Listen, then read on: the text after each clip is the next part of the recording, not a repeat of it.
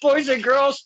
It's been a couple days, a couple cups of coffee, if you will, for a stirring the pot. The last time we did 20 in 20 days. Now, myself and Ref Gina, we kind of got together at a TOS, test of strength. If you, what happened?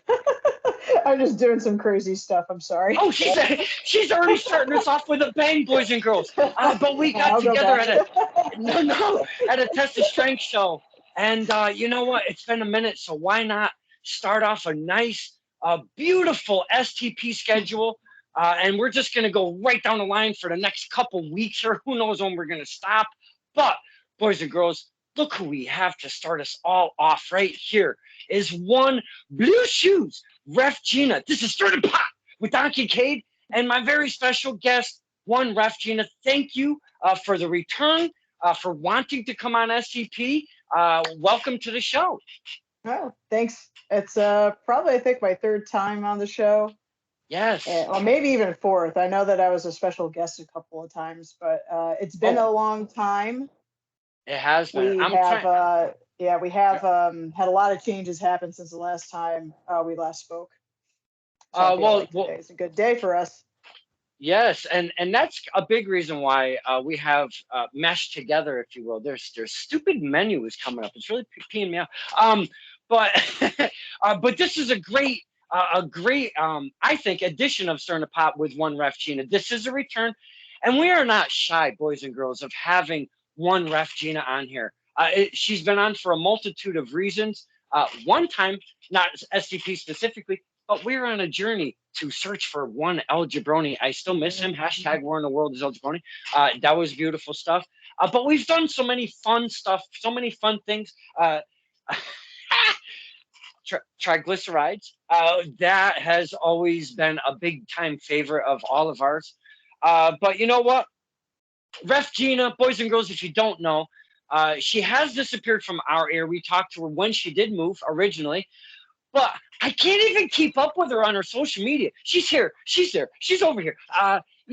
So instead of me blabbering, I'm going to let Ref Gina take over and let her fill us, the fans, and to what she's been what she's been up to, what she's had going on, the promotion. And just as recently, this death match, the blood and the stuff, I did not imagine one Ref Gina in the middle of all of this scenario.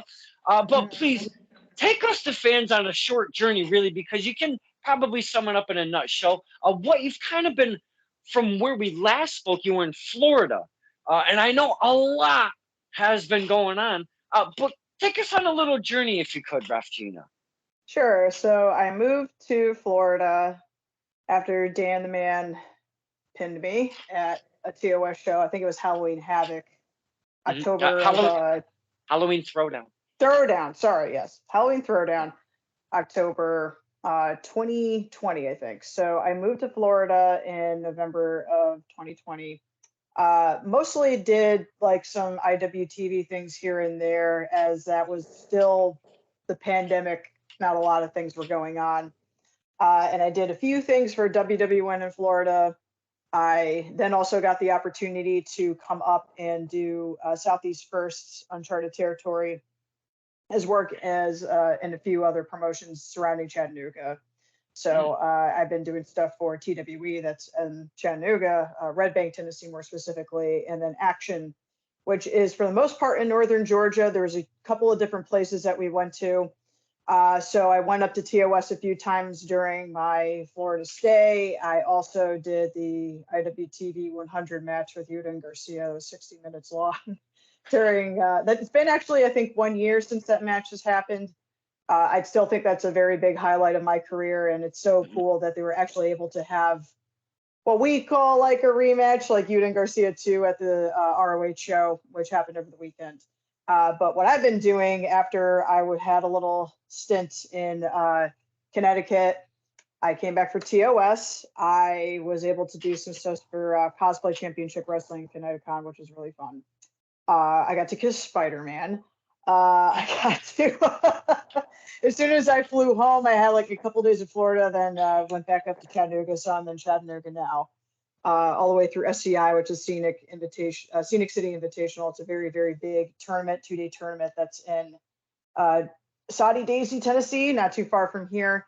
Going to be finishing up Uncharted Territory in the Southeast area. Season finales this coming Monday. It's going to be over. I'm like sad to see it go because I felt like it flourished a lot in the area. And we also have Southern Underground Pro that's in Nashville on Friday.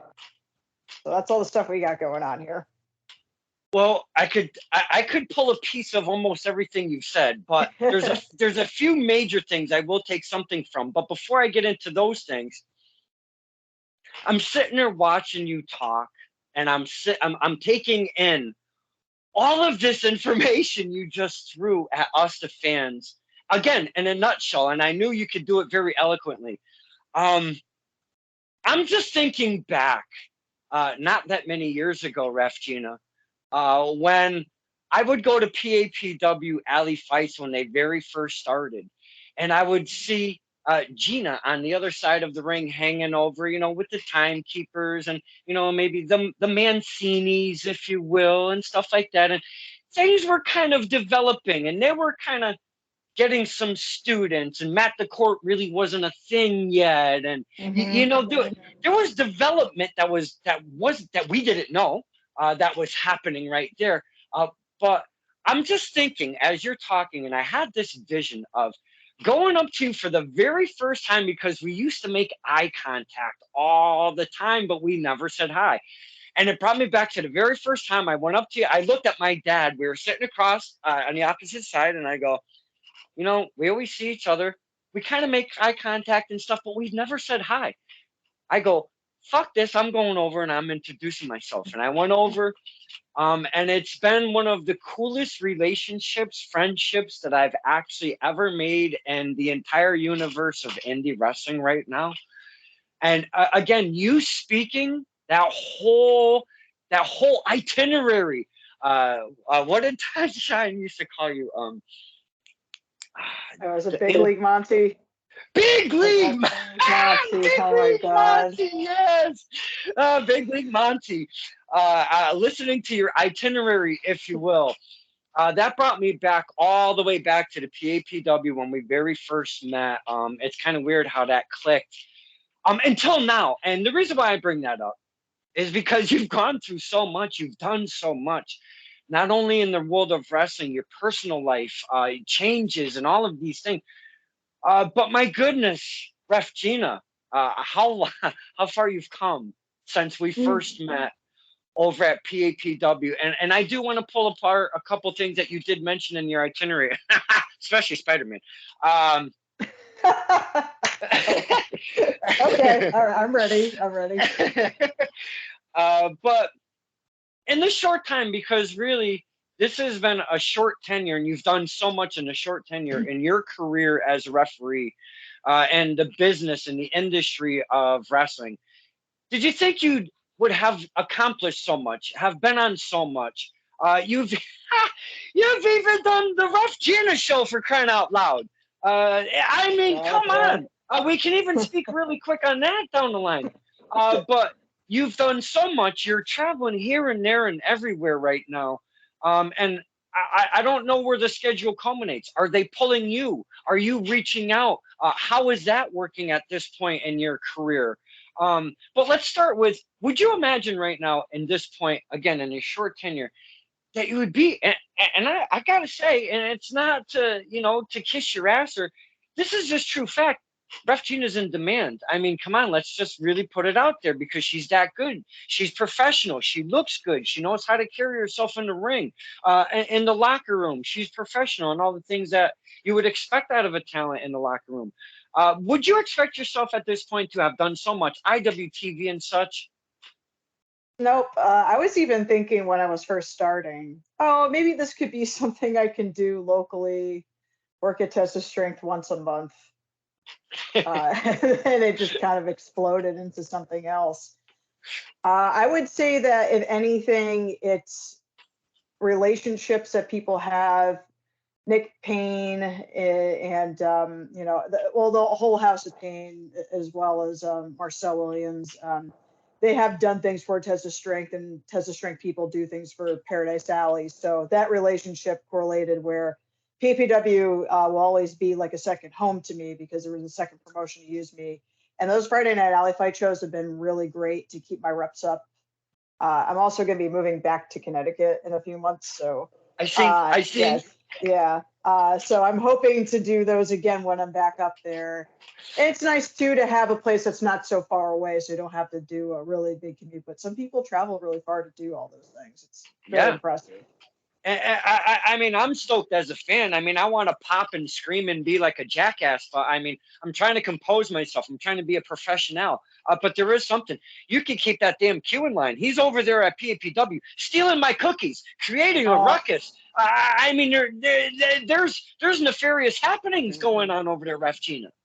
yeah. Well, uh, we could. Do you want to touch upon the heavyweight championship match as well? Because I Hey, had a few things with Q as well, but if you want to wait till later, that's fine. That's like oh, the only. Yeah. no, we can definitely, and that was the purpose of the merch, Yes. Yes. the Frosty merch. We can definitely, we want to dive into that. But it, doing all of what you've done, um, the accomplishments, and I'm not, and just like anything else, and I mean, you don't have to be on specific the bigger platforms to feel pride in what you've accomplished so far in the industry, which is amazing in independent wrestling. I think it's absolutely amazing that the talents can do that on the independent scene, you know, and you feel that sense of pride, especially being able to be seen on a platform of IWTV. And now they've come to Test of Strength. They're doing Invictus and they're doing, I mean, IWTV is everywhere. And it's just been amazing being able to see so many familiar faces on such a great platform.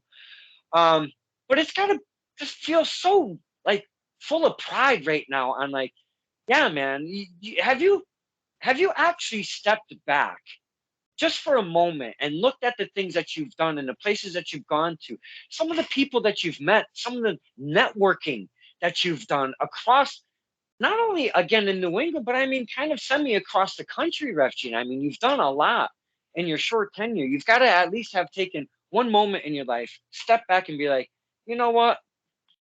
I think I'm doing this pretty damn good, you know?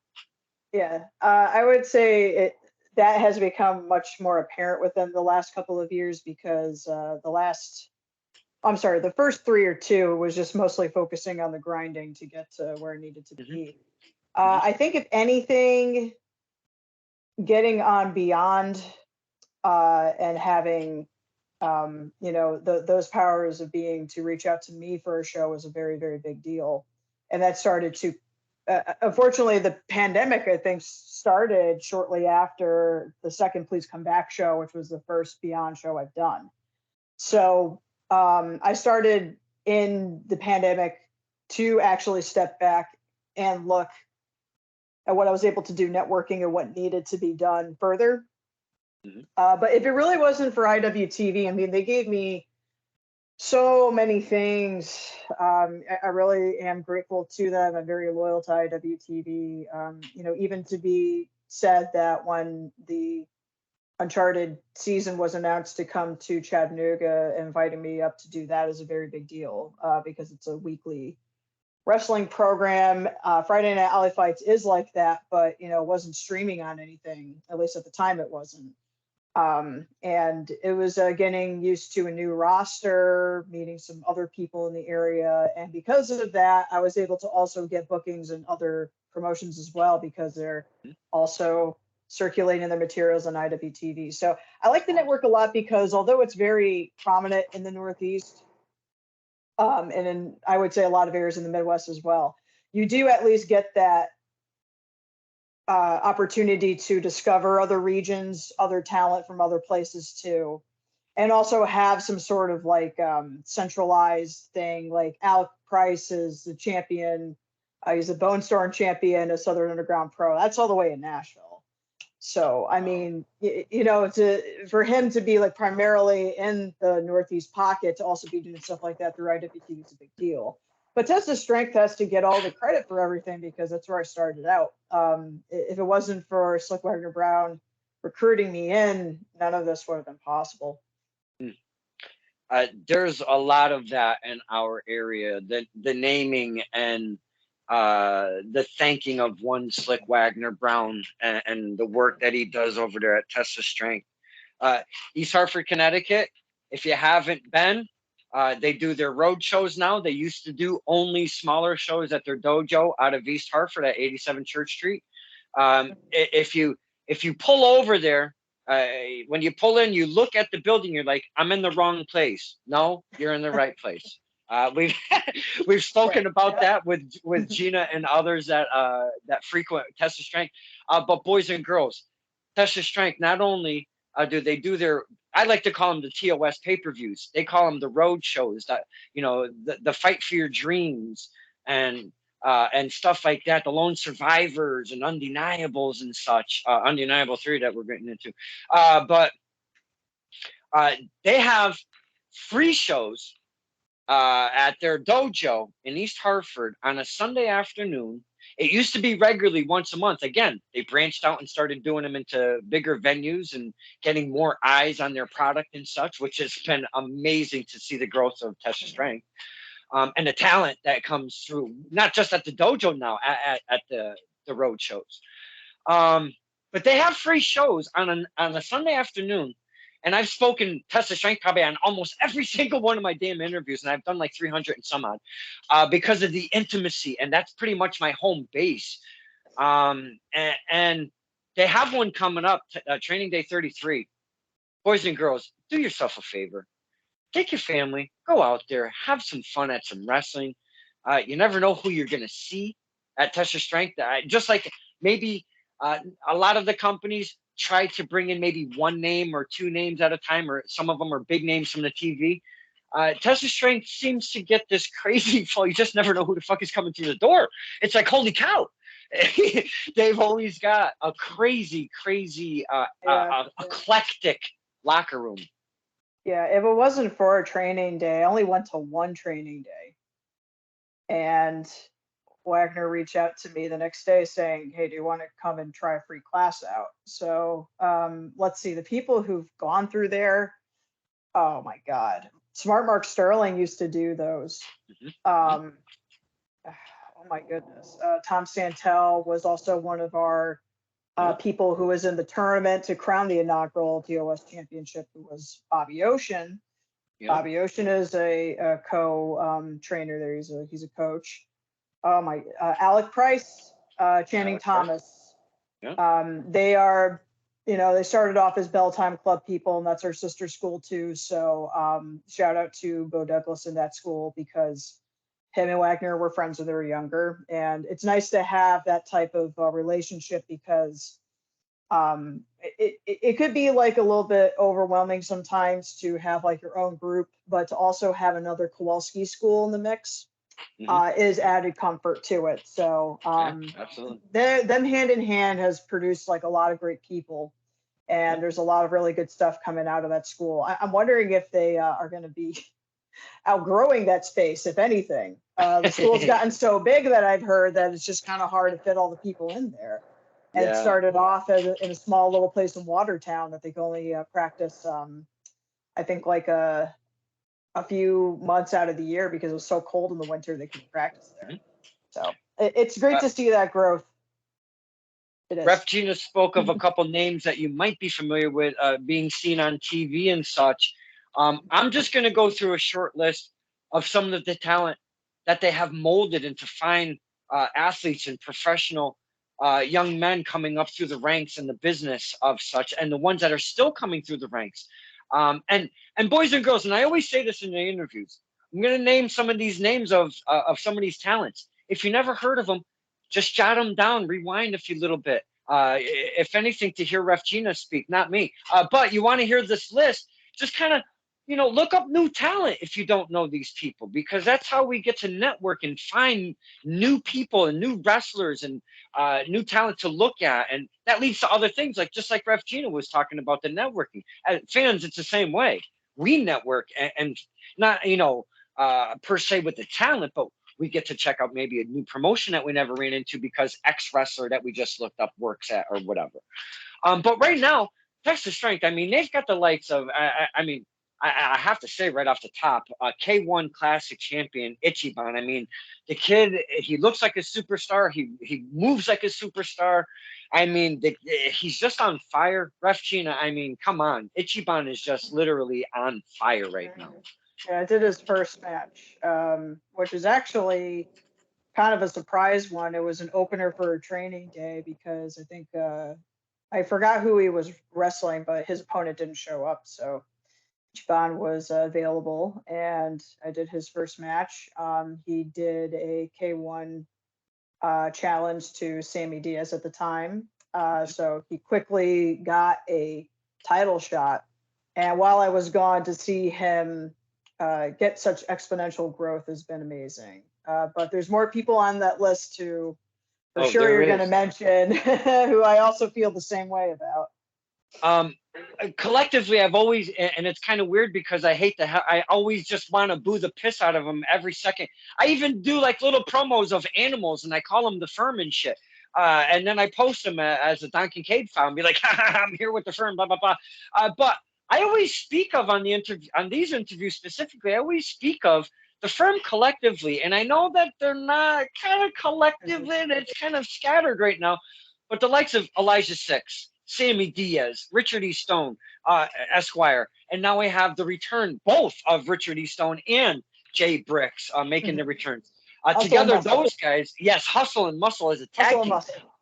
The new gear looks absolutely amazing. Yes. I just think they look fire. But 4 young guys came up through the ranks of TOS. Yes. Richard E. Stone started about the same time I did. And he really gravitated to it very well. Jay, I think, was there. Eli has been there, but I think he also trained a little bit of PWA along with Sammy Diaz before I got there as well. And it was nice because the first class I think I had, Sammy had showed me the ropes through some stuff, including the ropes. And I didn't know him very well. And that was probably the best time I've ever had with him because we never said anything to each other. And now he's just very fresh all the time. So sometimes don't meet your heroes, but the firm has been to see it grow to what it has been now. And even though they're kind of like doing their own things, Jay had a separate match. I think Sammy was hurt because of his elbow, but he should be coming back soon. And Eli had a little bit of hiatus, etc.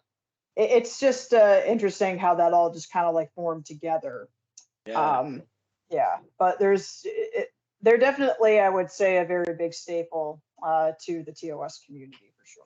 Absolutely. Former tag team champions, being Sammy Diaz and Elijah Six. Great title defenses. I've looked back at past events and kind of tallied up who they went against. They really had some fine opponents, great talent to elevate their stock, if you will, as athletes and really, kind of show them why they were the champions for as long as they were at that point. And now, I hate to even bring them up, but it kind of ties into something that you mentioned at cosplay. Because that looked absolutely fantastic. The photos, it's very fun. and I had such a fun time. I did have a pass in the waiting for the 3-day weekend, but I lost my transmission in my car. So that put a kink in everything in my life at that point. And when do you think it happened? For the weekend of cosplay. But everything coming out of cosplay just looks like a ton of fun, and I'm so stoked for Jarrell to get that amazing crowd that surrounded that beautiful 6-sided ring, and really pulled off a great 3-day weekend. I'm just so stoked for Jarrell for all of that. But I want to pull out one piece that you talked about, and it kind of ties in all together because one grapple god Jordan Rowe portrayed Spider-Man at cosplay. So first off, Jordan Rowe and Test of Strength is again one of these kids that is just so naturally gifted. He can just take his in-ring ability, and you want to sign the kid to a contract. How he's not on TV by now is just beyond me. Just that alone, Ref Gina. But I know he's not one of these big guys. I mean, he's not. He's a smaller guy, but his in-ring ability is just absolutely amazing. But the way he speaks, the way he engages with the crowd, when he walks through that curtain, and he just soaks us all in, and every single one of us interact with him. There are signs to piss him off. We brought a case of fucking Snapple to Undeniable 3 for a freaking 1 year anniversary for his 1 year anniversary, because we like to call him the Snapple God. I mean, we're just so invested into this kid. I mean, he's a superstar without being on TV. Let's start there, and then we'll get into the Spider-Man thing. Okay. Jordan started off, I would say, within a year or two of me refereeing.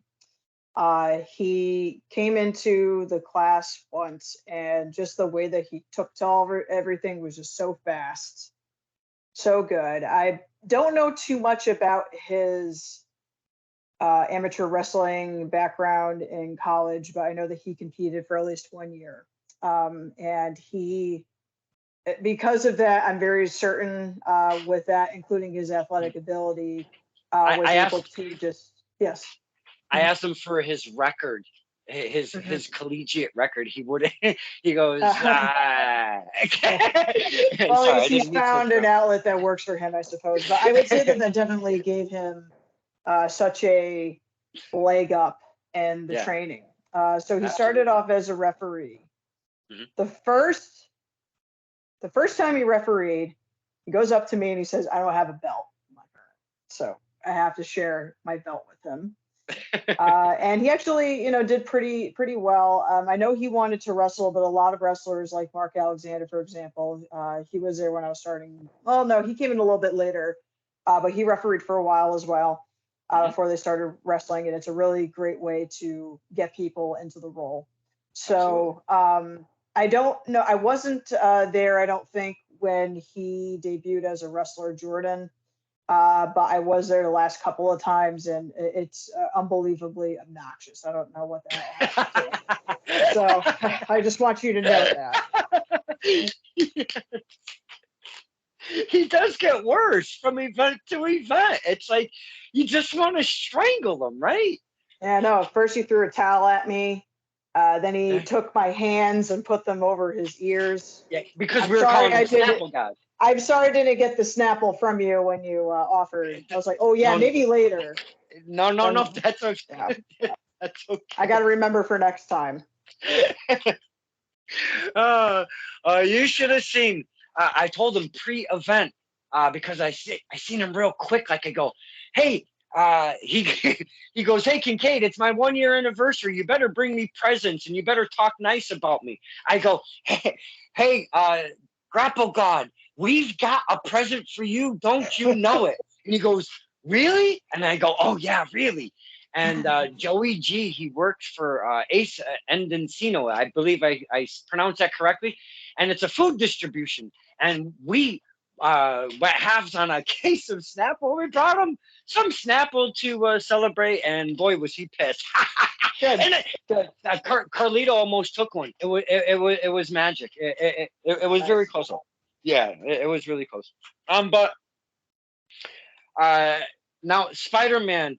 Jordan portrays Spider-Man along with such great talent at that event that weekend. Mm-hmm. But it seemed, because I don't know the whole setup, so I'm just going to kind of guess and tell me if I'm wrong. Jordan is in a match. The match is over. I don't know if he wins or loses, but kind of I think that he won because he flipped upside down like in the movies and wanted to get a kiss from Mary Jane, if you will. Yeah. And that happened to be one Ref Gina walking by. I think you were going to the locker room. Is that correct? Yeah. Well, first of all, that was Miles Morales. I don't know who this Jordan Rowe is, but I mean, the cool thing. Well, it's all right. The cool thing about the wrestling for Cosplay Championship Wrestling is that Like Richard E. Stone was there as Wario, for example, and like at the end of the each show, we had 4 shows throughout that 3-day weekend. We would have a roll call and just say like who was who. So I think he really liked the Spider-Man role a lot because he got to jump around a bit, whereas he doesn't typically do that so much in his matches, so he tries something else out. So it was Right. him versus Kingpin, who was played by the infamous Ryan Frost, and looks exactly like him when he has like the whole. He looks like it's really good. So The suit is he's amazing. so what happened during the match was Kingpin grabbed me and threw me into Spider-Man. Spider-Man dips me, saves my life twice. There's Oh, another wow. thing with Craven, played by Stephen Lust, who Huh? we were celebrating. Mostly he was celebrating with me, and I was just like, what are you doing? And then we ducked because he's about to jump over us, and his spidey senses were tingling. So then, yeah, we just basically did the whole Spider-Man upside down kiss thing. And yeah, but I think that's the cool thing about cosplay championship wrestling, and I'm really excited to do it more. Is it's really hard to draw in people who are casual fans of wrestling who have never seen it before and get it very into the show. So Mhm. to do something very niche like that, go to a convention and have these characters play out a story.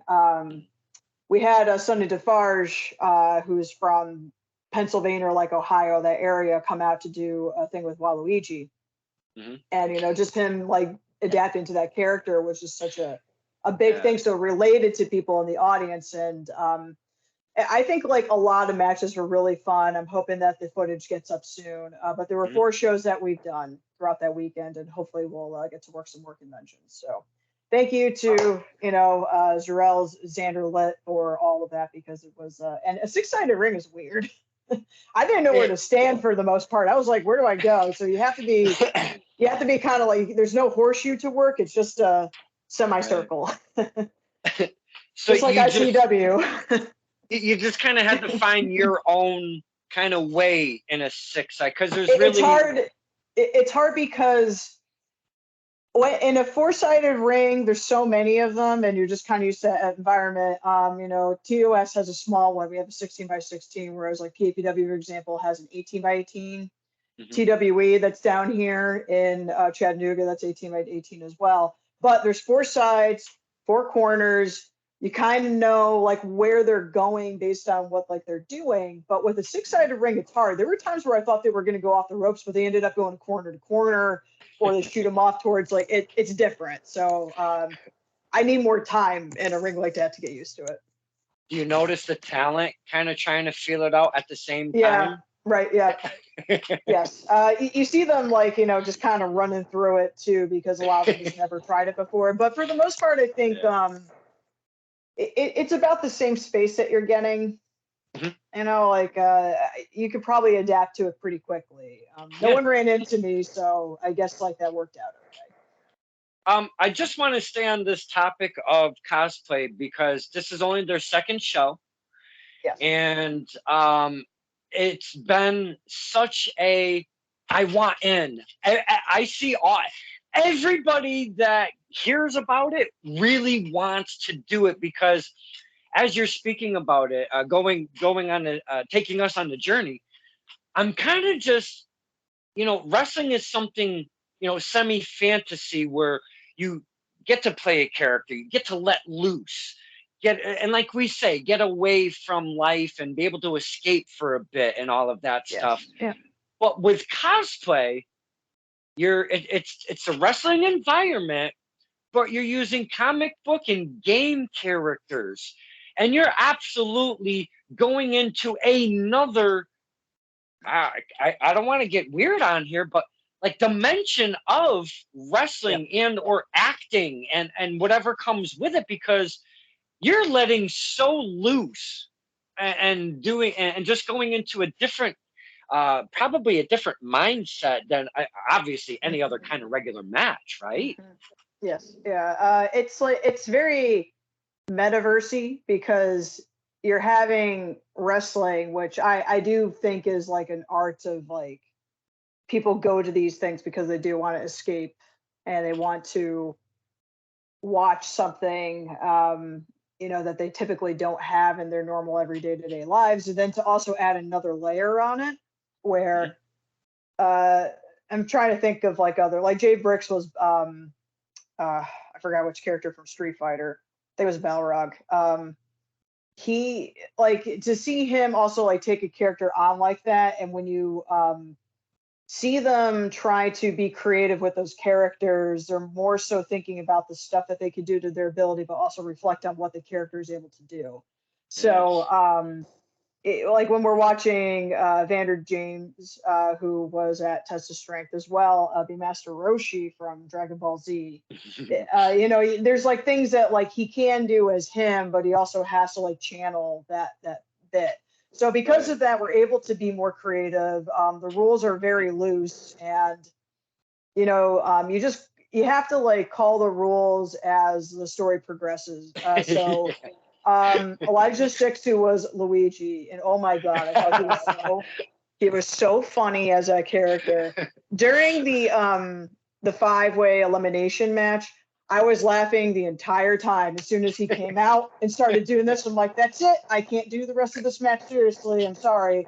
And it's fun for us too. Like, Bill and I, and there's another guy named Will there as well. Mhm. It's just like a fun thing. But Yeah. uh Eli as Luigi had a serious match with Waluigi, and they wanted it to be called like, all right, we gotta like have this like be this is we're gonna be doing this like, or we're gonna be very competitive. So Mhm. and then other times it's like there's very silly things happening, and Right. Link has like a sword and a shield. It's like for that character. So Yeah. yeah, it's cool because you just get like a break from Yeah. very serious stuff that I Yes. usually do. It's kind of weird. It's almost an escape from wrestling as you're wrestling. Yes, It's yeah, kind of so weird, right? yep, yep, Watch last it year, is. watching Frosty come out in that white suit with the cane, Yes. just watching him walk and do his entrance. I don't even know. I can't even remember if there was music, and I didn't even give a shit. Just watching him do the walk Yes, down yep. to the ring is just like, oh my god, that's beautiful. Yeah, the roster really gets into their characters. Hmm. Yeah, his like walking, he has the cane with him and stuff, and to really Oh, like channel that is great it's amazing to stuff. see. Yeah, it Yeah. really is. And hey, since we're on the topic of one Frosty, and I'm wearing the old merch, and we've been Uh, talking about here, there, and everywhere, and this cosplay, Frosty's been at both of them. He's like, please, I need to be part of that oh yeah. cosplay. He absolutely loves doing that. Um, Ryan Frost. All right, first off, boys and girls, when Ref Gina left and moved down to Florida, we didn't get to see her up here at the Paradise Alley, at the Test of Strengths, and at the closer promotions that I frequent.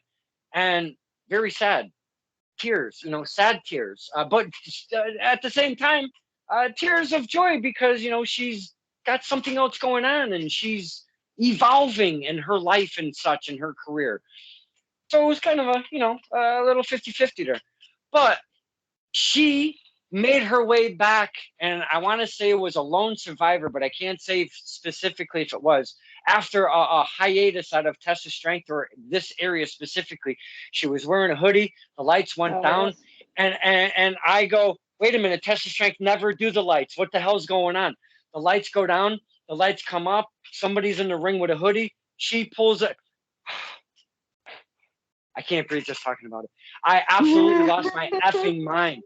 I popped like it was one of my absolute favorite wrestlers, and I couldn't even call it.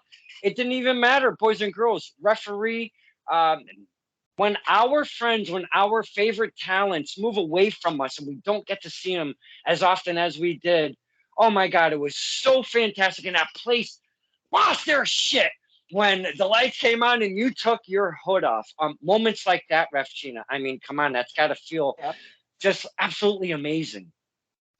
Yeah, it was. I think it was a lone survivor. Now that I think about it, because I came up to test of strength for 3 different occasions. I did that one. I did the one most recently, which was undeniable. And I can't. Was it? I can't. Well, it might have been another Lone Survivor. It was Sumi also came up too for that one. Ah, yes. And it, yeah, and So it's like when you're in the Northeast and you've been away from it for a while, especially in an area like the Southeast, not so much like the pocket here, but in Florida especially, it takes a long time to get to places. Whereas in the Northeast, a lot of things are much more congested, so you can go to like Blitzkrieg, you right. can get to Beyond and all those other places, no problem. Blitzkrieg's another place, and I'm very, very Yeah. much looking forward to coming back for. I Yeah. tried many times to try to get to Blitzkrieg shows, but like flights were, what they were at the time. I tried to. I think they meant to be at Restival, which was during the New Year's time, but they couldn't do it because of Omicron. But yeah, you do start to appreciate those small things, and also to see your family again is always Mm. good too. Uh, It felt really good just to be there. so cool, man. For me as a fan, and uh, the like I said earlier, the friendship and the relationship we've made over the years, just from when you were a fan on the outside of the ring, and so cool. Just love those moments. My goodness, I really do. But that brings me to another return. We haven't seen Ref Gina, and yet another kind of couple cups of coffee. She makes a return yet again. Undeniable three. Yet again, boys and girls, I lose my shit because I love me some blue shoes. I absolutely adore her. We love to see when she returns to Test of Strength. And she was in a culmination of probably one of the most, I want to say, because of Ryan Frost has gained a notoriety and test of strength over the course of the past 6 months or so that I don't know that has been really done in tests of strength, to be honest with you. Going from a guy who everybody hated and wanted to just scream and yell at and stuff, and he would just beat the living piss out of El Jabroni. He even ripped his face off, and I'll never forgive him for it, but yet I embrace him and I lift him up on the platform. It's so weird. But he has this chemistry with the crowd being good guy, bad guy. It doesn't matter. Like he said, I didn't do anything different. I just like started beating up different people. He goes, I didn't do anything. It was you guys that kind of took that in. But he doesn't realize that Frost character, what he gives us. That's what we're there for. And when we embraced it and started that whole Frost Force and that whole train and with Joey G and those guys and all of that, this has taken on such an animal of its own in Tesla Strength. And you happen to be probably at one of the most amazing times in Tesla Strength where Ryan Frost gets a championship match against the big pain in the ass of one Marcos, Magnificent Marcos, with I'm a hurt man, dishonest Abe, and uses his cane for nefarious acts instead of really walking around or whatever. But man, what a whirlwind of a match that was, Ref Gina. And I know you've seen the clip that I shared, the couple minutes, and everybody kind of, that was a three and all of that bull crap and this and that. And, not until I make the final call, I get all of that. I'm the referee. I wear the stripes, and you're and Tesla Strength. I wear the black shirt. But please talk to us. And I know you did a couple matches that evening. Could you please talk to us about that championship match? What it meant to you to be part of that, and do you see what I've just kind of tried to lay out and paint a picture for with the fans and yourself of the rise of Ryan Frost? Do you agree with me on that? Am I seeing something different? Ryan was actually one of the first people I would go to for referee advice because he was a referee for a bit as well, especially PWA. Sorry. I don't know if he was so much during TOS. I think maybe a little bit, but he worked at other promotions. So he wasn't just a referee of like this one promotion, even though he was training to wrestle like, others like Mark and Jordan.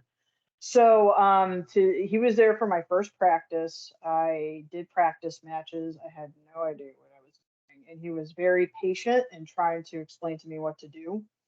I think my first match ever was with him and El Jabroni that involved a table at the first road show that TOS did, which was Fight for Your Dreams.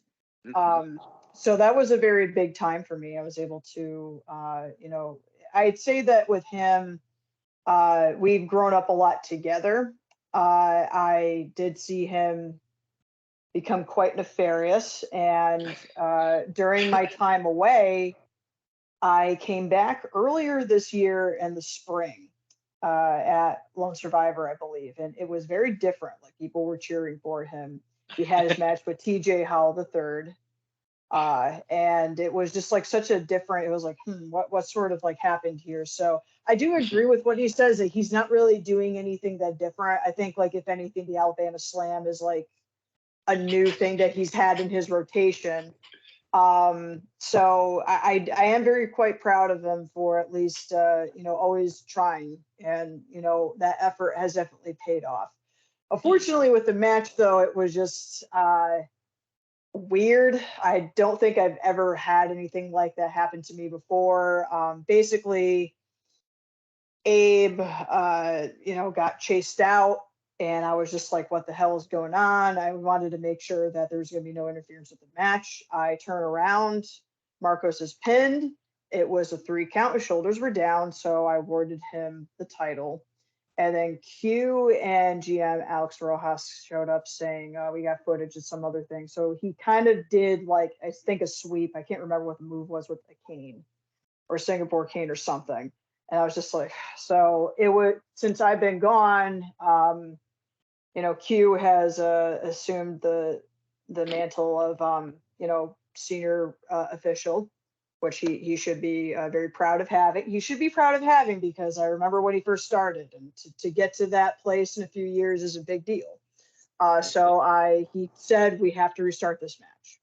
Okay, so through his word, we restarted the match, and Ryan unfortunately did not win, but it's just that's how it was. A lot of times people get upset at me for calls that I make all the time. But when an order comes up from on high, and I looked at that footage, I definitely agreed with them, even though it's not my call to restart the match or not. But I saw what I saw in there for the defense to basically retain or at least go back to Marcos because it was a finished, match. It was done. So I'm sorry that it really upset everybody, but that's just how my job is not to please people. It's just to do the right thing. And that was the So right thing. no, because it is what it is. He's a senior ref now and all of that jazz, Hmm. which is way too way too much power for that guy. Yeah. Yeah. Um, Well.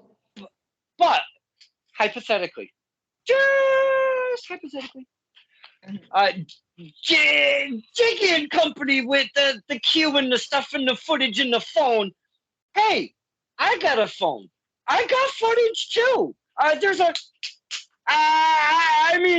why couldn't that footage maybe Uh, change that, the course of TOS that's history? it's a good argument. There's definitely footage that I've seen where it's like, oh, that happened. Well, I already made the call. But if I- there was other people involved with it too, I that's out of my hands at that point. okay, okay. But I think that's a fair question to have. I guess I don't know, but Uh, and I wasn't picking on Ref Gina by any very stretch. fair. I'm just saying footage is footage is footage. Very fair. But I mean, Ref Gina, the crowd. When we talk about wrestling, we talk that we want the fans to be invested. We want the storyline that the characters have built.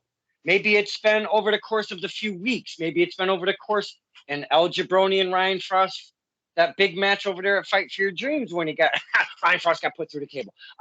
When that Hmm. all happened, that was a year in the culmination of a storyline that we, the fans, have been taking a roller coaster ride on. Our emotions have been jostled taking this storyline ride with these guys. Now, that's what you want out of wrestling. What you were part of and what you witnessed, and what after the fact when you're like, wow, the crowd, and I know you guys and girls don't hear us all the time or as much as happening at the course of a live moment in that ring. Um, but my God, did you see the crowd? They were so invested on what happened when he won, but they were so invested and pissed off. There was people saying that they're never going to come back to Touch Your Strength anymore because of Ryan Frost got stripped of the belt. So I'm not laying it on Ref Gina, but I'm saying it's those emotions that the fans felt and were drawn into this storyline of Ryan Frost leading up to this championship match. And son of a bitch, Yeah. it was just a crazy ride. Do you see as much as I do as a fan? Because even though I'm standing here recording, as soon as I seen Ryan, as soon as the three went down, okay, I knew the crowd was going to lose their absolute freaking minds. So I wanted to step back. I wanted to take in the entire crowd. I wanted to take in the noise. I wanted to take in the hugs. But then I wanted to run in real close and see Ryan embracing that thing and coming almost to tears and hugging his peers with that championship. Do you see that ride? And do you hear all of that? What's going on with those emotions when you count the three for Ryan and then you count the three for Marcos? Do you get all of that?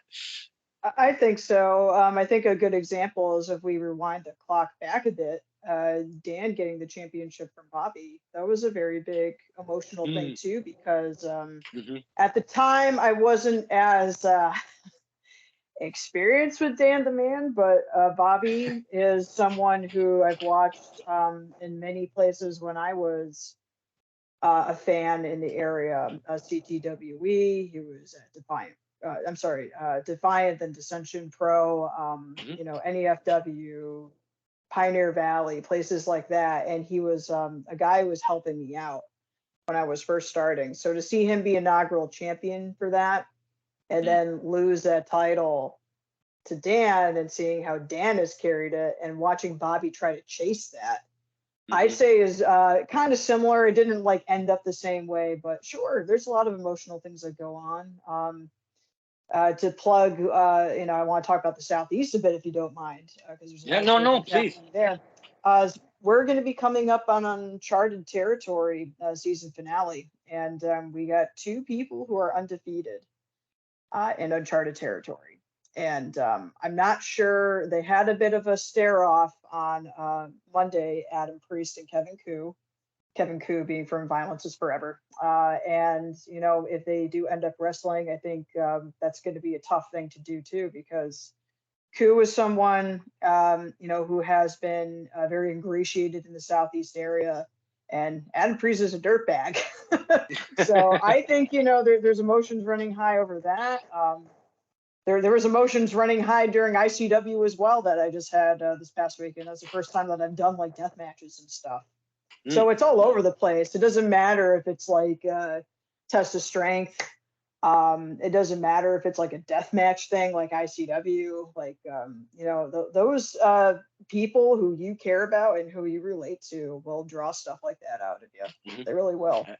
Absolutely. I know we kind of been in a little. We stopped on the test of strength talent as we were listing them, and we've kind of stayed there a little bit. But I wanted to kind of bring these names up because you were kind of full circling everything with each of them at the same time.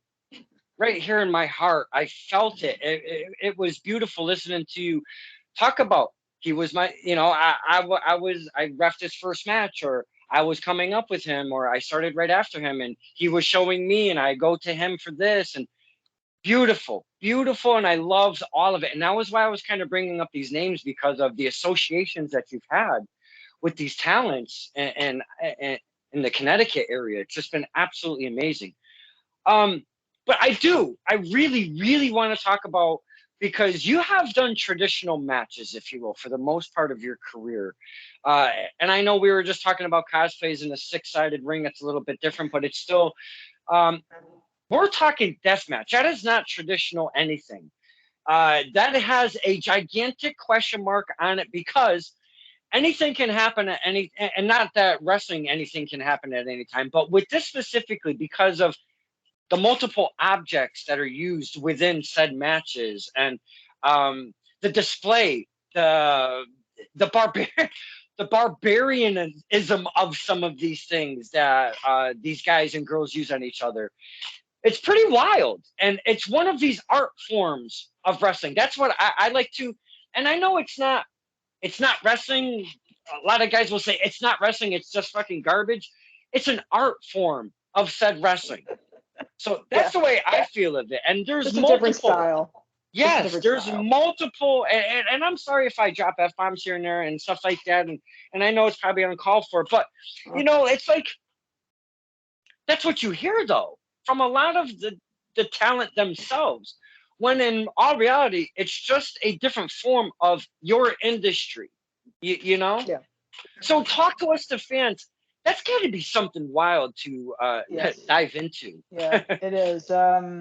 So death matches, I think the reason why it's just so much more magnified now, like we have more death matches now than we did before the pandemic, was because death matches were the thing that survived, I think, the initial part of the pandemic, until things slowly started trickling out because I don't know, they just probably found all those venues that were able to accommodate people. So ICW has two particular products. One is Pit Fighter, which is it's in like a pit. There's pinfall, submission, or ref stoppage, and then no holds barred is no holds barred. So you can pin and have ref stoppage, but that's basically it. They're all no DQ because obviously they use objects. Light tubes and glass definitely being like the bigger things here. So I had to do a pretty quick. Basically, I had to like I had to go to school really fast in order to do those. But I was also my first death match actually was at Uncharted Territory with Adam Priest and John Wayne Murdoch. That started off not being too bad, but then they did end up using glass towards the end of it. I did another sort of death match for TWE against Merc and Tank, where the rules had to follow the Geneva Convention, and when Tank started waterboarding Merc, I had to jump on his back because it was against the Geneva Convention. Then ICW was saying, at first I went to ICW and said, I like to do Pit Fighter because there's not typically glass involved with it. But oh boy, do they bleed. And then they just said, well, you could try the chains out. So I did one death match at No Holds Barred on Saturday, and I ended up doing a few at Pit Fighter. It's so entirely different. It is not the same at all. You have to be worried about stuff that's in the ring, trying to clear it out. You have to be worried about the people. And I always check, and people will definitely see this. I think, Don, you definitely see me checking on people after like they take something that looks kind of nasty. But with them, you have to constantly be making sure because like the probability of them getting really hurt goes way up, way up. You can't stand in the same areas. You have to Danny D'Amato, who's a promoter for these, was saying like it's not a horseshoe that you're working, it's a circle because we're fighting in there. It's a circle. Sometimes I try really hard not to get in the way of cameras so people can see, but sometimes you have to with death matches because stuff is everywhere and you can't always get good positioning. And you really have to make sure that you got to call it if like something is not going right, and that's definitely happened a few times before in the past with ICW. When I move up north, I would like to work for them more, especially in the Jersey area. So I would say that it's been definitely a huge learning process, and I gotta there's no other way to really prepare for stuff like that. You just got to keep doing them. But yeah, it's a very different style. Some people don't like it. Some people love it. Is that something that you would continue in your career? Is to do more death sorry, I'm matches? not hearing you too well. Oh, did I cut out All on right. you over there or something? Checking, Sibilets. Sibilets. Keep going, 1, Don. 2. I'll be with you in a moment. Sibilets. Oh my. That's okay. We don't care about technical difficulties. Yeah, it's like you said before. It's a different. Oh, you're back. Okay, it's a different type of world out there. But I think it's done very well for itself because again, it just survived the pandemic. So. Death matches would be part of your career in the future as well. You seem to not mind them. No, it wasn't too bad. There might be some things that might limit me. I have PTSD, so sometimes like really loud noises, like Matt Tremont. I don't know if you saw the H2O show with him, but there were like legit fireworks that went off during his match, so I don't think I'd be able to do that. They used poppers, which weren't too awful. Especially since you know when they're going to use them because you do have to come down with force if you do have those poppers. But otherwise, glass wasn't too bad. But yeah, you just got to make sure you're in with the right people. You don't want to, you know, you want to make sure that like your team is good. And I think that people at ICW are fantastic. And I know the referees like will say two guys are on the ropes. They're on a second rope and there's a superplex coming down. The referee will go over, hey, you all right? Hey, you all right? And usually they're like, yeah, cool. They give you a signal of whatever kind of whatever. When you're in a death match and you see them like bleeding like pigs, do you go over and be like, are you dead? Like, should I like call the ambulance or like, how do we do this? Because that, again, so different. And where's the line is basically. Yeah, the line is tough. So I think like one example, SPO, who's his name is Sean. He's been doing a lot of the ICWs. He's a fantastic referee and also a really good deathmatch referee. They did a show that was in Tampa. I would say like about like October of last year, and Cruel, who I'd say is a very very big player in uncharted territory in the Southeast area. Unfortunately, the glass that they used, I think, was not tempered glass, which you need for death matches, but real glass. Oh no! So it was like a glass pane, and he took a move into it and got really sliced up, and and they had to stop the match because of it. I think during times they tell me that like if I see something really bad, I'll know. Now, of course, when it comes to blood that comes out of like any injuries in the head, it's kind of different because the smallest nick could just make you bleed so much. And I think people who've had head injuries or whatever would tell you that too. Those gusset plates that are like very spiky, yeah, they're really nasty. Danny took one to the head and it was just like dripping out this blood, but these are people who have been doing this for a long time, so typically they know their limits too. So there is that trust that you have to have between the both of you. And there were times where I said, hey, like, you know, you're actually like bleeding a lot. He goes, no, I'm okay. And then eventually it start to slow down and he ended up being all right. But yeah, there are times where you do like, and just like in regular wrestling, there was one match I did where Air Fox got knocked out right before the end of the match.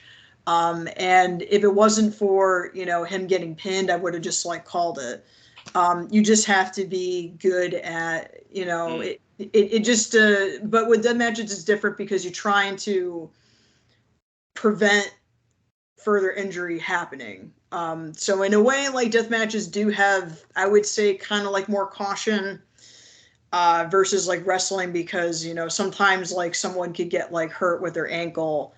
And you won't really know until the match is over because they're going to keep going versus like being knocked out. And then if they're knocked out, it's like, well, that's it. Like it's over. So, yeah, it's a very, very different beast for sure. Absolutely. God love him. I pass out at my own blood. I could never imagine seeing all of that happenings. Maybe I'd have to check one out just to see the test the waters. I would say that Pit Fighter is a good one because there's not glass that's usually involved with those particular ones. So the last one that we had is up now. Lots of cool matches to check out there. I'd say a really big standout would be, like for sure, Danny D'Amato and Jaden Newman, and Jaden Newman is the owner and head trainer at TWE. Them having that feud in there is a good story for sure. But Nice. plenty cool things to see.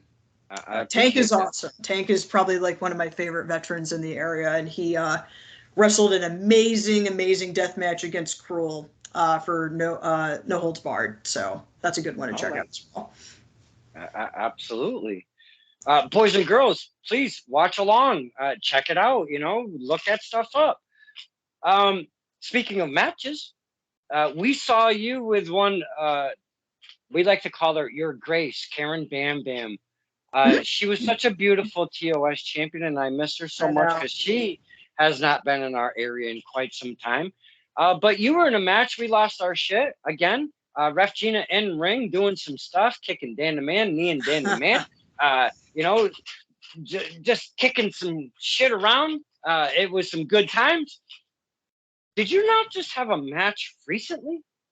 I may or may not be wrestling on Friday, and that's for Southern Underground Pro. But I'm not going to make any further comments about it. You're just going to have to watch live to see. Okay. But All I will right. be at least refereeing on the show for sure. So we'll Okay. see how that Well, goes, and maybe I'll talk to you about it when it's over. hey, that's cool. We won't press that subject. That's Yeah, there we go. Yeah. um, we've talked nothing but wrestling. I was kind of because we haven't seen Ref Gina in so long. Uh, what does Ref Gina do on her downtime to get away from the wrestling to kind of maybe like I go to wrestling to unwind or wind up or however you want to however you want to see that one. But what does Ref Gina do to get away and unwind a little bit and stuff? It's funny because like another reason why I'm moving to Connecticut is so I could, uh, get away from not being in wrestling. I would say my time in Florida was kind of difficult. The wrestling atmosphere down there and environment definitely achievable to get into, but because there's few and far places to work in between, and they're kind of like a state that's like an island unto themselves. I've definitely gone on places like Fest, which is out of Gainesville, because they do stuff for IWTV, and they usually book a lot of people from up north who work for like Enjoy, and I think Enjoy, which runs out of like the Jersey, Pennsylvania area, I think, or like Pittsburgh or something. They have like a working relationship with Fest. But like once you're outside of like that reach, it gets really difficult. So WWN, I was able to do a few proving grounds for them, which is just kind of like their smaller shows where a lot of newer people get on. But that's like kind of it. So I had a lot of time just to hang out with my cats in my house. I'm going to be renting my house out soon and just doing some investment there. But I've been, doing well with my career, I'd say, and learning American Sign Language. It's another reason why I'm moving up to Connecticut. I'm going to be living in a house with some people who know sign language as well. And of course, martial arts happens constantly. So I'm training. In fact, when I was able to stay up here the last time I was in Chattanooga, which was 4 weeks during May and June, I was able to train with my teacher who now lives in northern Georgia. So that was a nice time to spend. But otherwise, I mean, wrestling is just one of my favorite things to do. So I'm always watching matches for the most part, always watching my work back, and looking Nice. forward to what's gonna come up next. Yes, absolutely. Did you hear that, boys and girls? Uh, how do you unwind from wrestling? I'm moving to get more wrestling. Yes, That was their first more. thing. That I was their want first more. thing. I want more wrestling. I'm not Yes. getting my enough down here. No. I mean, if I moved to this area, for sure I would. But I'd say like the Northeast is definitely home, and I'm excited to be back. No, that's going to be excellent to have you back in our area. That is so amazing. Um, the whole thing with Dan the Man, and he still does his same chicanery and all He's of got this a group stuff now too. he does to hell with the mission. I even took I took the book of Danos and I kind of made my own and I put it the book of Danos. Woo, good times. Good. Good. I'm very proud of you. To hell with the mission. But his chicanery has not stopped. It's only progressed even more than what it was previously. So when you come back, and I know you've seen some of the happenings, I'm just trying to give you a heads up. Don't walk in TOS blind with this mission stuff. And I know Dan the Man is bad enough. We all know that. But son of a biscuit, if this Patrick Saint, I wanna.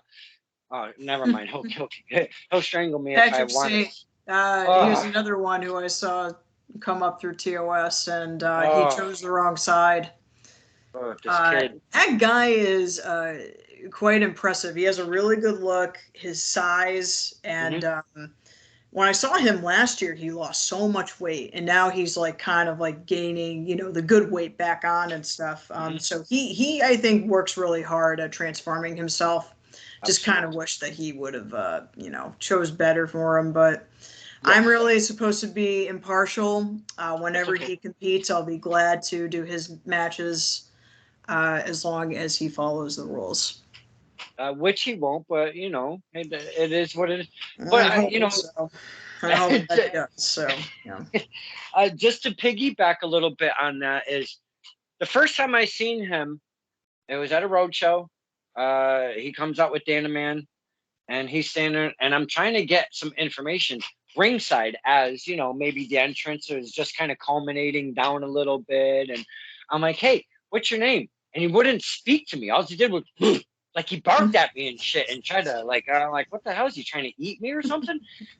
So this kind of was a thing. I tried a few times to ask him, who was he, what does he represent, why does he keep coming out? Dan just kept barking at me, and finally, we figured out he's Patrick Saint. But my whole point of saying any and all of this is, from the very second he came out, the glasses, the shirt, the look, he's got a presence about the height, the bigness of this guy. Yes. Yeah, it's like wow, he catches your eye as soon as he comes out the curtain. And not only that, now that he's got some really solid, professional-looking wrestling gear on, that's very coordinated with one Mr. Saint. Holy caroli, he looks fantastic. Yep. We used to call him Contract Pat during training. Oh wow. Contract Pat, yeah. Because he, I don't know, he just has like that type of look, and, like he's a very handsome guy. He, even when he was starting out, I thought he was like pretty well in shape. But then he just continuously got better at it, and that type of dedication really does like translate to people you see on TV. So, if that's his goal, the best for him. But until then, I just hope that he makes the best decisions, to hopefully just be a good competitor. Yeah. Yes, but I'd say that Brother Greatness, if anything, was the biggest surprise. Before I left, he was a completely nice guy. Even at Wrestling Open, when I debuted there a couple weeks ago, he had a different group of guys with him, the Even Stevens, and they were doing some, he was just so much more aggressive than I remembered him. I remembered the congregation, especially during the tag tournament to crown our inaugural tag team champion. So to see that and where he is now, don't know what happened. It's very surprising. Aggressive is a very kind word. Yes, aggressive. The kid is loony. He's absolutely lost his effing mind. He runs around. You should have seen him. He was running around for I don't know, like freaking 6'8" once, just screaming, Mike Scott Rose, Mike Scott Rose. He was freaking out. He calls him Mike Jean-Pierre Skyros or something. I don't know. The guy's absolutely lost his flipping mind. I don't know what to tell you. All I know is that it was just so surprising. It is. I loved him to pieces. I mean, holy cow! I don't know more. I can't know more. But I didn't mean to get on a tangent, and I really did not mean to bring up Patrick Saint. My goodness, why did I even do that? But it's going to be fantastic to see you come back. Are you looking at anything specific? Obviously, you want to come back. You said earlier, little PAPW action, little TOS action. Is there any little beyond action? Mhm. Other than that, do you have anything in your sights that you've already kind of looked out to or already reached out to, maybe getting already set up and planned? Yeah, Blitzkrieg was one place for sure that I would love to come back for because I just used to have so much fun there. And I used to miss those like Moose Lodge shows, especially because we were encouraged to like interact with people. Yeah. And I always just had a good time working there. I would love to do more stuff for Wrestling Open. I feel like they were pretty happy with me being there a couple weeks ago, and to come back would be good, especially since it's a weekly show, and it Mhm. might be good to have like someone in the rotation. That's a Yeah. lot of work to do. Uh, oh boy, maybe Limitless, uh, Grind Pro for sure. Hmm. I like to think that I have a good relationship with the people there, and it would be good to work with them as well. There's just so many things, but so much has also changed too. So I would like to get to Right. know more about that. Flying V is one place that's out in Pennsylvania that I like to work for. Okay. There's also like a LVAC, I think, is another place that's also in that area as well. But I'll still be coming down to Florida to do Fest. I'm gonna try to be down in this area every now and then for like really big IWTV Okay. shows to do those. Because if you haven't known, we just announced that we're going to be having tag team championships that are IWTV level as well. Okay. Hopefully there will be a tournament soon to Nice. determine this, and who knows if that's going to be. I don't know where it's going to be. But otherwise, yeah, there's a lot of cool things, going on. I love this pocket of the East Coast for sure. Hmm. So the next shows that I have during my time here is Friday is going to be Southern Underground Pro. Monday's Uncharted Territory Season 4 finale. It's an earlier start time at 7:30 because it's just been like an amazing, amazing time. And then of course we have the SCI tournament, very, very big stuff. So that's TWE on Thursday, the night before, Friday, then Saturday is SCI. And Wow. it's a really good opportunity to get to know Southern wrestling. Southern wrestling is awesome. Lots Hmm. of really cool things that you see here. And we have so much great talent in this area that I really think that they should be showcased as they are on IWTV. So I'm very happy that Uncharted came to this area. I think that it's really giving more eyes to the people here. Yeah. And it's cool to have another weekly show that's also, being kind of like parallel to what's happening with Open. So if people can please see the season finale for sure on Monday, that would be amazing. I'd be so Good. happy. Good stuff. Again, boys and girls, a lot of information. Just have to rewind a little bit, get some of that in, type it up, look it up. There's a lot of cool stuff, especially again that platform of IWTV. I mean, you can't beat it over there. I know we probably kept you a little bit longer than you were expecting, but That's okay. you just mentioned Southern wrestling. Could Yeah. you, because I speak of the differences between maybe wrestling from one part of the country to another, or the fan base from one part of the country to another. We speak of the differences between New York City fans and Connecticut and Massachusetts fans are like two totally different animals. I mean, you Yeah. can't even compare the two. Yeah. Could you give us the fans just a little smidge of the differences of Southern wrestling? Southern wrestling in this area of like Tennessee and Georgia, and this also affects Alabama and some of the Carolinas, are very rooted in, I'd say, like old traditions in wrestling of not doing as many risky moves, like really high flying stuff. Though there is, of course, some lucha, I would say, inspired things. Era Fox has a school in Atlanta, for example, and he's someone. If you ever seen him wrestle before, he used to do stuff for PWA back then too when he was up in So cool. Connecticut. Yeah. I don't know if you would say he's like a lucha-esque guy or whatever, but he has like a lot of moves like that. So, a lot of his own uh, talent, he's fostered at his school, Austin Theory, I think, is one of them, to do all that crazy stuff. But it also has like a place in Southern wrestling. I think what's really interesting about this area is the Southern hospitality really does carry over in the roster. There's a lot of respect that everybody has together, but it's also a much smaller population of wrestlers. Whereas in the Northeast, again, a lot of things are just so interconnected. It takes me 7 hours, 7.5 hours to drive from Florida to Chattanooga, where and a lot of people do those long drives in this area. So I think being kind of like far away from people versus like when I was living in Middletown, Connecticut, it only take me about 3.5 hours to get to Philadelphia to do Shikara. Mhm. That is like way less than half the time of what I have to do in order to be here. So you really start to appreciate the people making very, very big sacrifices to their time to do stuff like this. Um, and I would say that if anything, it's more like lots of very big on grappling.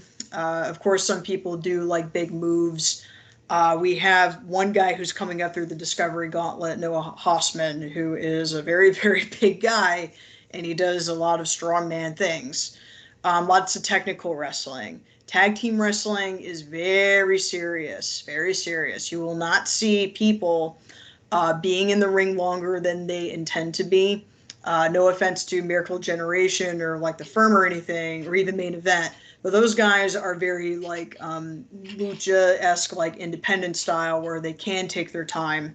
Whereas with Southern wrestling, it's like you are out. Like their double team move is one move. That's it, and they will get out of there. So like that type of thing is a very very specific thing. But like working with people from the South has just been so great. The crowd is so appreciative. They want everything. The same crowd who goes to TWE, Action, Uncharted Territory, the same people who are going to be watching death matches.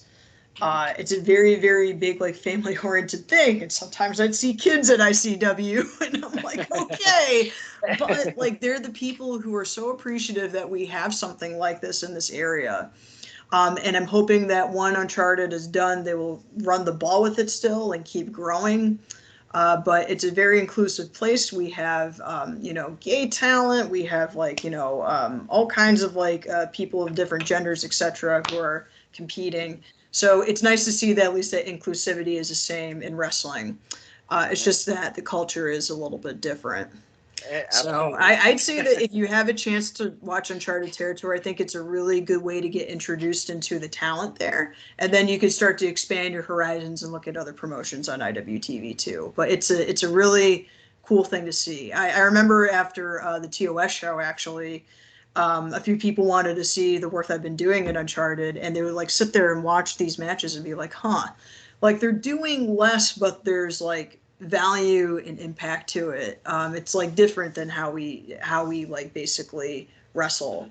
So always good to expand your horizons. And I think that although my time in Florida wasn't great, it didn't really work out too well. I'm very happy for the time that I spent here to learn more. And hopefully, whatever I learned here, I'll take with me up north, and we'll see what happens. Just you explaining those differences, I didn't expect so much. Yeah, And it's there's a lot. probably even yeah, and there's probably even more that you haven't even touched upon. Mhm. Um, it, it, but it's wrestling, but it's so different at the same time. It's just Yeah, and amazing. it's starting. And the nice thing is that like we're starting to see a little bit more of like a collaboration with everybody from north to south. Like Derek Neal, he's someone who worked for like New South, etc., who's from this area, and he's gone up to Grind Pro.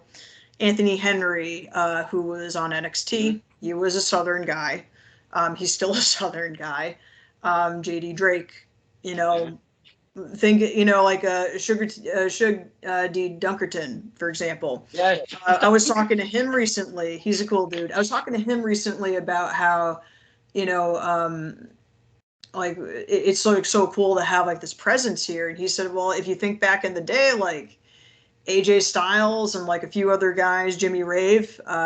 Those were the dudes who would travel, and that was kind of it. And now, like, we're seeing people intersperse. Jaden Newman is going to go to Germany soon, I think, or Canada. He's going to be traveling internationally, and even like people from Grind Pro, Travis Huckabee, Rip Bison, Delmi Exo, and Perry Von Vicious came down here even to do a loop. So I like to see that we're starting to break that barrier more. Yes. And I think IWTV has definitely made that possible. Oh yeah, great stuff. There's a guy Sean who was at the Invictus slash TOS. That's where I first met Sean. Mm-hmm. He's got this beautiful beard. He's a gorgeous man in and out. I love Sean to pieces. We have made a new friendship, and I love him so much.